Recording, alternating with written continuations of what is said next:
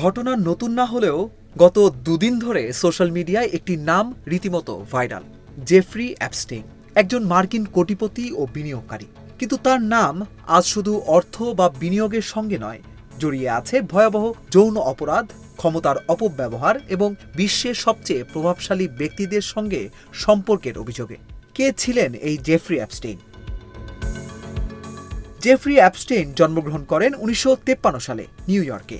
1970-এর দশকে তিনি শিক্ষকতা দিয়ে কর্মজীবন শুরু করলেও দ্রুত প্রবেশ করেন অর্থ ও বিনিয়োগের দুনিয়ায়। পরে তিনি নিজেকে পরিচয় করিয়ে দেন একজন ধনীদের সম্পদ ব্যবস্থাপক হিসেবে। তার ক্লায়েন্ট কারা ছিল এ নিয়ে দীর্ঘদিনের রহস্য রয়েছে। অপরাধ, অভিযোগ ও গ্রেপ্তার। 2005 সালে প্রথমবার অ্যাপস্টেইনের বিরুদ্ধে নাবালিকাকে যৌন নিপীড়নের অভিযোগ ওঠে ফ্লোরিডায়। 2008 সালে তিনি একটি বিতর্কিত প্লি ডিলের মাধ্যমে অল্প সাজা পান, যা পরে ব্যাপক সমালোচনার জন্ম দেয়। 2019 সালে নিউ ইয়র্কে ফেডারেল প্রসিকিউটররা আবারও তাকে গ্রেপ্তার করে নাবালিকাদের যৌন পাচারের অভিযোগে। কিন্তু বিচার শুরুর আগেই 2019 সালের আগস্টে নিউ ইয়র্কের একটি কারাগারে অ্যাপস্টেইনের মৃত্যু হয়। কর্তৃপক্ষ একে আত্মহত্যা বলে জানালেও তদন্তে কারাগারের গুরুতর নিরাপত্তা ব্যর্থতার কথা উঠে আসে।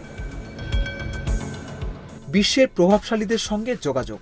মার্কিন জাস্টিস ডিপার্টমেন্টের প্রকাশিত অ্যাপস্টেইন ফাইল ঘাটালে দেখা যায় বিশ্বের সবচেয়ে প্রভাবশালী ব্যক্তিদের সঙ্গে তার যোগাযোগ ছিল।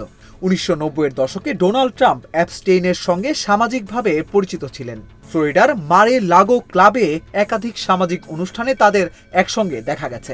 তবে 2004 সালের পর অ্যাপস্টেইনের সঙ্গে সম্পর্ক ছিন্ন করেন বলে দাবি করেন ট্রাম্প। সাবেক মার্কিন প্রেসিডেন্ট বিল ক্লিন্টনের নাম অ্যাপস্টেইনের ব্যক্তিগত ফ্লাইট লগে একাধিকবার পাওয়া গেছে, কিন্তু তিনি বলেন সফরগুলো ছিল দাতব্য ও মানবিক কাজ সংক্রান্ত এবং তিনি অ্যাপস্টেইনের কোনো অপরাধ সম্পর্কে কিছুই জানতেন না। প্রিন্স অ্যান্ড্রুর সঙ্গে অ্যাপস্টেইনের ঘনিষ্ঠ সম্পর্ক ছিল।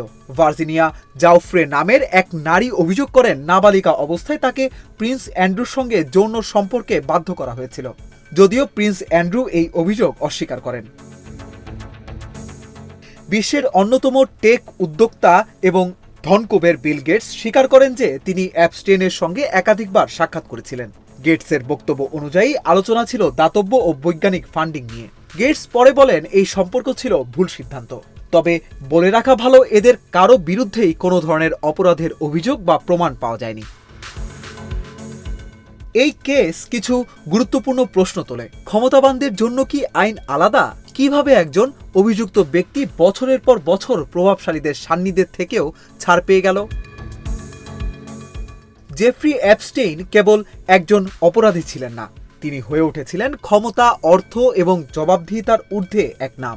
তার মৃত্যু অনেক প্রশ্নের উত্তর চিরতরে অজানা করে দিয়েছে, কিন্তু বিশ্ব এখনো জানতে চায় কারা জানতো, কারা চুপ ছিল আর কারা সত্যি দায়ী। অভিষেক তরফদার, অঞ্জন, ইন্ডিপেন্ডেন্ট ডিজিটাল।